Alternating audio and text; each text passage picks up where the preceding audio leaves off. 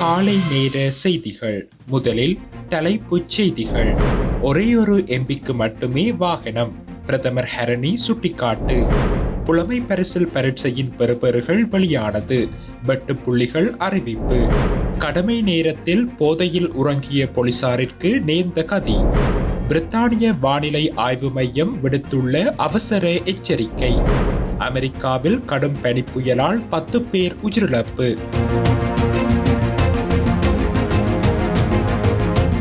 தொடர்வென விரிவான செய்திகள். 10வது பாராளுமன்றத்தில் ஆளும் கட்சி பாராளுமன்ற உறுப்பினர்களுக்காக வாகனங்கள் வழங்கப்படவில்லை என்றும், ஆனால் பார்வையற்ற எம்பியான சுகத் வசந்த டிசில்வாவுக்கு மாத்திரம் ஜனாதிபதி செயலகம் ஊடாக வாகனம் ஒன்று வழங்கப்பட்டுள்ளதாக பிரதமர் கலாநிதி ஹரணி அமரசூரிய தெரிவித்துள்ளார். இதேவேளை அமைச்சர்கள் மற்றும் பிரதி அமைச்சர்களுக்கு வாகனங்கள் அவசியமாக உள்ளது என்றும், செலவுகளை குறைத்து வாகனங்களை பயன்படுத்துவதில் எந்த பிரச்சனைகளும் தமக்கு கிடையாது என்றும் அவர் குறிப்பிட்டுள்ளார். பாராளுமன்றத்தில் வியாழக்கிழமை வாய்மூல கேள்வி விடைக்கான நேரத்தின் போது புதிய ஜனநாயக முன்னணி பாராளுமன்ற உறுப்பினர் சாமர சம்பத் எழுப்பிய கேள்விகளுக்கு பதிலளிக்கையிலேயே பிரதமர் இதனை கூறியுள்ளார். ஆளும் கட்சி பாராளுமன்ற உறுப்பினர்களுக்கு வாகனங்கள் வழங்கப்பட்டுள்ளனவா என்றும், அவை எந்த அடிப்படையில் வழங்கப்பட்டுள்ளன என்றும் சாமர சம்பத் கேள்வி எழுப்பியிருந்தார். இதற்கு பதிலளித்த பிரதமர் கூறுகையில், 10வது பாராளுமன்றத்தில் ஆளும் கட்சி பாராளுமன்ற உறுப்பினர்களுக்காக வாகனங்கள் வழங்கப்படவில்லை, ஆனால் பார்வையற்ற எம்பியான சுகத் வசந்த டிசில்வாவுக்கு மாத்திரம் ஜனாதிபதி செயலகம் ஊடாக வாகனம் ஒன்று வழங்கப்பட்டுள்ளது. அவர் பார்வையற்ற பாராளுமன்ற உறுப்பினர் என்ற காரணத்தினால் அவருக்கு உதவும் வகையில் இது வழங்கப்பட்டுள்ளது என்றார். இதன் போது மேலதிக கேள்விகளை எழுப்பி உரையாற்றிய சாமர சம்பத் கூறுகையில், பிரதமர் இவ்வாறு கூறினாலும் மாதிவேலவில் வாகனம் ஒன்று உள்ளது. நீங்கள் பிரதமராக கூறும் கருத்துக்களை ஏற்றுக்கொண்டாலும் ரேஞ்ச் ரோவர் வாகனம் ஒன்று பாராளுமன்ற உறுப்பினர் ஒருவரிடம் உள்ளது. V8 வாகனத்தை விடவும் ரேஞ்ச் ரோவருக்கு செலவு அதிகமாகும். அவரின் பெயரை வேண்டுமென்றால் கூறுகின்றேன். அவர் வசந்த சமரசிங்கவே. அத்துடன் எனது மேலதிக கேள்வியாக ஒரு விடயத்தை கேட்கின்றேன். BH1208 என்ற இலக்கமுடைய வாகனம் ஒன்று சுற்றுலாத்துறை அமைச்சின் செயலாளரின் கீழ் பதிவு செய்யப்பட்டுள்ளது. இது உங்களின் பாராளுமன்ற உறுப்பினர் ஒருவரிடம் இருக்கின்றது. அவரின் பெயரை கூறப்போவதில்லை. பண்டாரவளை பூனாகலை தோட்டத்தில் புல்கட்டுகளை ஏற்றிச் செல்கின்றது. இது தொடர்பான விடயத்தை சபையில் சமர்ப்பிக்கின்றேன்.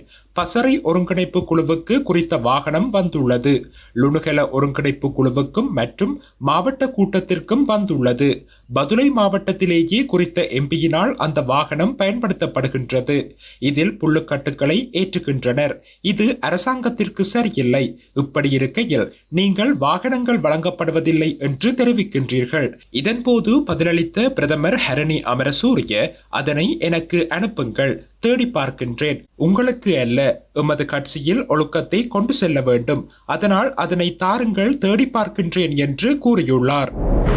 2024 ஆண்டுக்கான தரம் 5 புலமை பரிசில் பரீட்சை பெறுபேறுகள் நேற்று இரவு வெளியிடப்பட்டதாக பரீட்சைகள் ஆணையாளர் நாயகம் HJMC அமித் ஜே சுந்தர தெரிவித்துள்ளார்.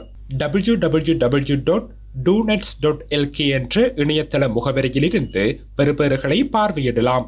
இந்த பரீட்சைக்கு 3,23,900 மாணவர்கள் விண்ணப்பித்திருந்தனர். அவர்களில் 3,19,248 பேர் தேர்வு எழுதியிருந்தனர். மொத்தம் 51,244 மாணவர்கள் தேர்வில் சித்தி பெற்றுள்ளனர். நாடளாவிய ரீதியில் நடாத்தப்பட்ட 2024 ஆண்டுக்கான தரம் 5 புலமை பரிசில் பரீட்சையின் பெறுபேறுகள் நேற்று வெளியிடப்பட்டுள்ள நிலையில் தற்போது மாவட்ட ரீதியிலான வெட்டுப்புள்ளிகளை பரீட்சைகள் திணைக்களம் வெளியிட்டுள்ளது. அவை தொடர்பான விவரங்கள் வருமாறு: கொழும்பு, கம்பஹா, களுத்துறை, கண்டி, மாத்தளை, காலி, மாத்தறை ஆகிய மாவட்டங்களில் சிங்கள மொழி மூலம் 143 புள்ளிகளும், தமிழ் மொழி மூலம் 141 புள்ளிகளும் வெட்டுப்புள்ளியாக நிர்ணயிக்கப்பட்டுள்ளன. நுவரெலியா மாவட்டத்தில் சிங்கள மொழி மூலம் 136 புள்ளிகளும், தமிழ் மொழி மூலம் 139 புள்ளிகளும் வெட்டு புள்ளிகளாக நிர்ணயிக்கப்பட்டுள்ளன. அம்பாந்தோட்டை மாவட்டத்தில் சிங்கள மொழி மூலம் 139 புள்ளிகளும் தமிழ் மொழி மூலம் 139 புள்ளிகளும் வெட்டு புள்ளிகளாக நிர்ணயிக்கப்பட்டுள்ளன. யாழ்ப்பாணம் மற்றும் கிளிநொச்சி மாவட்டங்களில் 139 புள்ளிகள் வெட்டு புள்ளிகளாக நிர்ணயிக்கப்பட்டுள்ளன. மன்னார் மாவட்டத்தில் சிங்கள மொழி மூலம் 130 புள்ளிகளும் தமிழ் மொழி மூலம் 138 புள்ளிகளும் வெட்டு புள்ளிகளாக நிர்ணயிக்கப்பட்டுள்ளன. அதேவேளை வவுனியா மாவட்டத்தில் சிங்கள மொழி மூலம் 130 புள்ளிகளும் தமிழ் மொழி மூலம் 139 புள்ளிகளும் வெட்டு புள்ளிகளாக நிர்ணயிக்கப்பட்டுள்ளன. இதேவேளை 2024 ஆண்டுக்கான 5ஆம் தர புலமை பரிசில் பரீட்சை பெறுபவர்கள் தொடர்பான மேன்முறையீடுகளை இணையவழி ஊடாக சமர்ப்பிக்குமாறு பரீட்சைகள் திணைக்களம் கோரியுள்ளது. அதன்படி எதிர்வரும் 27ஆம் திகதி முதல் பிப்ரவரி மாதம் 6ஆம் திகதி வரை இதற்கான காலம் ஒதுக்கப்பட்டுள்ளதாக பரீட்சைகள் ஆணையாளர் நாயகம் அமித் ஜெயசுந்தர தெரிவித்துள்ளார். புலமை பரிசிலை பெற்றுக் கொள்வதற்காக விண்ணப்பிக்க கூடியவர்கள் 20,000 பேர் என்பதுடன் விசேட தேவையுடைய 250 விண்ணப்பதாரிகள் ஏலவே தெரிவு செய்யப்பட்டுள்ளனர்.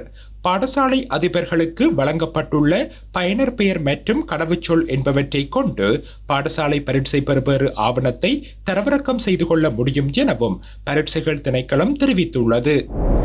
பணி நேரத்தில் சீருடையில் இருந்த அதிகாரிகள் குழு ஒன்று மது போதையில் ஒழுங்கற்ற முறையில் உறங்கும் வகையில் வெளியான காணொளி குறித்து போலீசார் விசாரணைகளை ஆரம்பித்துள்ளதாக தெரிவித்துள்ளனர். இந்த சம்பவம் குறித்து பதில் போலீஸ் மா அதிபருக்கு தெரிவிக்கப்பட்டுள்ளதாக போலீஸ் ஊடக பேச்சாளர் SSP புத்திக மெனதுங்க குறிப்பிட்டுள்ளார். இந்நிலையில் அதிகாரிகளின் நடத்தை குறித்து அந்தந்த பிரிவுகளில் உள்ள மூத்த அதிகாரிகளுக்கு பதில் போலீஸ் மா அதிபர் தனது அதிருப்தியை வெளிப்படுத்தியுள்ளார். அதேவேளை இந்த விடயம் தொடர்பில் போலீஸ் சிறப்பு புலனாய்வு பிரிவு விசாரணையை தொடங்கியுள்ளதாக தெரிவிக்கப்பட்டுள்ளது. அத்துடன் இதுபோன்ற தவறான நடத்தைக்கு காரணமானவர்கள் மீது கடுமையான ஒழுக்காற்று நடவடிக்கை எடுக்கப்படும் என்றும் போலீஸ் ஊடக பேச்சாளர் குறிப்பிட்டுள்ளார். பிரித்தானிய மக்களுக்கு பிரித்தானிய வானிலை ஆய்வு மையம் அவசர எச்சரிக்கை ஒன்றை விடுத்துள்ளது. இந்த நிலையில் மணிக்கு 100 மைல் வேகத்தில் யோவின் புயல் வீசக்கூடும் என்பதால் பொதுமக்களை அவதானமாக செயற்படுமாறு வலியுறுத்தப்பட்டுள்ளது. கடந்த 100 ஆண்டுகளில் இதுபோன்ற ஒரு புயல் பிரித்தானியாவில் ஏற்படவில்லை என வானிலை ஆய்வு மையம் குறிப்பிட்டுள்ளது. இந்த நிலையில் ஸ்கொட்லாந்தில் இன்று வெள்ளிக்கிழமை தொடர்ந்து சேவைகள் நிறுத்தப்படும் என்றும் தெரிவிக்கப்பட்டுள்ளது. அத்தோடு தொடர்ந்து பயணிகளுக்கு மாற்று போக்குவரத்து சேவைகள் இருக்காது எனவும் அறிவிக்கப்பட்டுள்ளது. இதனால் பிரித்தானியாவின் இங்கிலாந்து, ஸ்கொட்லாந்து மற்றும் வேல்ஸ் முழுவதும் மஞ்சள் மற்றும் அம்பர் எச்சரிக்கைகள் விடுக்கப்பட்டுள்ளன. ஸ்கொட்லாந்தின் தலைநகரில் உள்ள பாடசாலைகள், அருங்காட்சியகங்கள் மற்றும் பூங்காக்கள் நாளை மூடப்படும் எனவும் அறிவிக்கப்பட்டுள்ளது. மேலும் புயல் காரணமாக நாளை அயர்லாந்துக்கு செல்லும் விமானங்களும் ரத்து செய்யப்படலாம் என தெரிவிக்கப்பட்டுள்ளது. அமெரிக்காவின் தெற்கு மாகாணங்களான புளோரிடா, மிசிசிப்பி, லூசியானா உள்ளிட்டவற்றில் புத்தாண்டு முதல் கடுமையாக பனி பொழிந்து 10 பேர் வரையில் உயிரிழந்துள்ளதாக வெளிநாட்டு ஊடகங்கள் தெரிவிக்கின்றன. இயற்கையின் இந்த முரண்பாடான தாக்குதலில் இருந்து மீள முடியாமல் அமெரிக்கா திணறி வருகின்றது. இந்த நிலையில் புளோரிடா மாகாணத்தில் கடந்த 2 நாட்களாக வரலாறு காணாத அளவில் கடும் பனிப்புயல் வீசி வருகின்றது. -20 டிகிரி வானிலையுடன் கடுமையான பனிப்புயல் காரணமாக அங்குள்ள முக்கிய நகரங்களை பனி மூடியுள்ளது. குறிப்பாக புளோரிடாவில் உள்ள மில்டன் நகரம் துருவ கண்டம் போல காட்சியளிக்கும் வகையில் பனிப்பொழிந்து வருகின்றது. அங்கு 23 சென்டிமீட்டர் அளவில் பனிப்பொழிவு ஏற்பட்டுள்ளது. மேலும் புளோரிடா, மிசிசிப்பி, லூசியானா உள்ளிட்ட மாகாணங்களில் உள்ள நகரங்களில் 20 சென்டிமீட்டருக்கும் அதிகமாக பனிப்பொழிவு பதிவாகியுள்ளதாக அந்த நாட்டின் வானிலை ஆய்வாளர்கள் தெரிவித்துள்ளனர். முன்னெச்சரிக்கை நடவடிக்கையாக புளோரிடா, லூசியானா ஆகிய மாகாணங்களில் அவசர நிலை பிரகடனப்படுத்தப்பட்டுள்ளது. இதனால் அந்த நாட்டின் பாடசாலை, கல்லூரிகள் மூடப்பட்டுள்ளன. வீதி மற்றும் ரயில் போக்குவரத்து பொதுச்சேவைகள் குறைக்கப்பட்டுள்ளது.